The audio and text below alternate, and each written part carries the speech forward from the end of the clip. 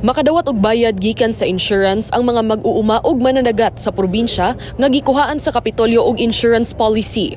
Ang maong salapi nga ilang nadawat, bayad kini sa mga nadaot nga mga tanom sa mga mag-uuma o mga kahimanan sa mga mangingisda tungod sa bagyong Odette.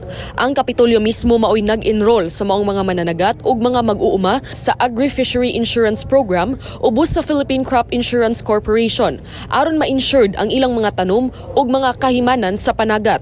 Sa higayon nga madaot kini tungod sa kalamidad, bayaran sila sa maong insurance. Kagahapong adlaw, Enero 5, ato sa tigom nga gipatawag ni Gobernador Gwen Garcia, kauban ang mga mayor sa mga kalungsuran, giapod-apod sa PCIC ang kapin 1,700 nga mga indemnity checks nga nagkantidad og 15.7 milyones pesos.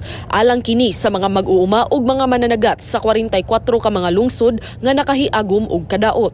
So, ang akmong mahatag nga quick response is that ang atong fishing boats which were total or partially damaged mabayaran sa insurance.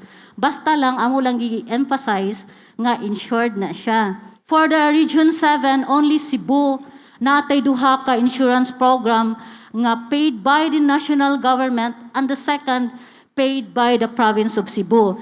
That is the Agri-Insurance Fishery Program. 100% subsidized by the province of Cebu under sa atong gobernadora. Normally, sa among assessment, mo kuwag 20 average ang per fisherman with fishing boat. I wanted you to hear this. Naamagod sa inyo nga mo reach out mo sa tanan fisher folks, tanan mga farmers, libre na kong premium, province mo bayad or ang national government.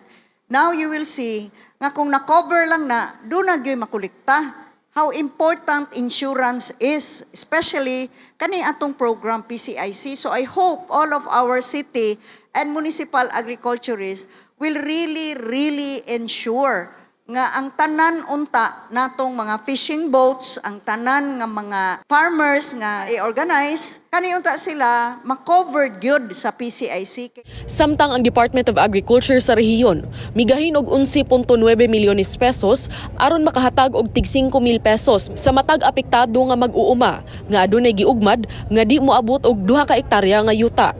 Samtang ang Philippine Coconut Authority migahin sab og 21 milyones pesos alang sa pagtanom pag-usab og mga lubi. Ang Bureau of Fisheries and Aquatic Resources 7 muhatag usab og pasiuna nga 300 ka mga unit sa dimotor nga fiberglass boats ug ihatag kini sa mga mananagat nga nangaguba ang kahimanan.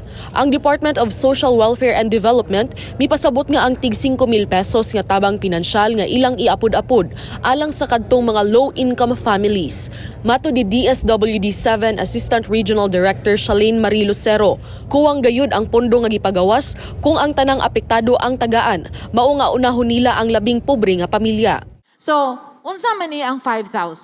Well, we just received the instruction from the Office of the President that we give to all the affected families and individuals. So, pagdawat na mo sa maong instruction, bisan kami na shock, asa manguha sa 5,000.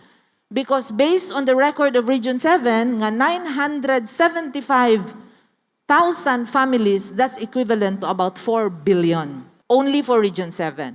So, na-shock ang central office, saan kami kukuha?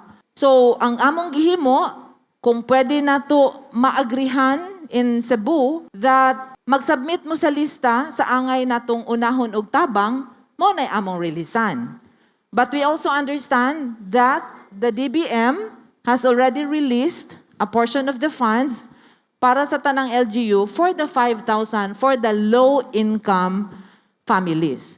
Samtang gihangyo sa mga mayor ang DSWD sa pagpasabot niini sa katawhan, pinaagi sa information dissemination aron malikayan ang mga pasangil nga gikumkum sa mayor ang tabang pinansyal. This is a position that is very difficult for all mayors because you are putting us in a position to tell our constituents, you are not affected, you are affected, ikaray makadawat.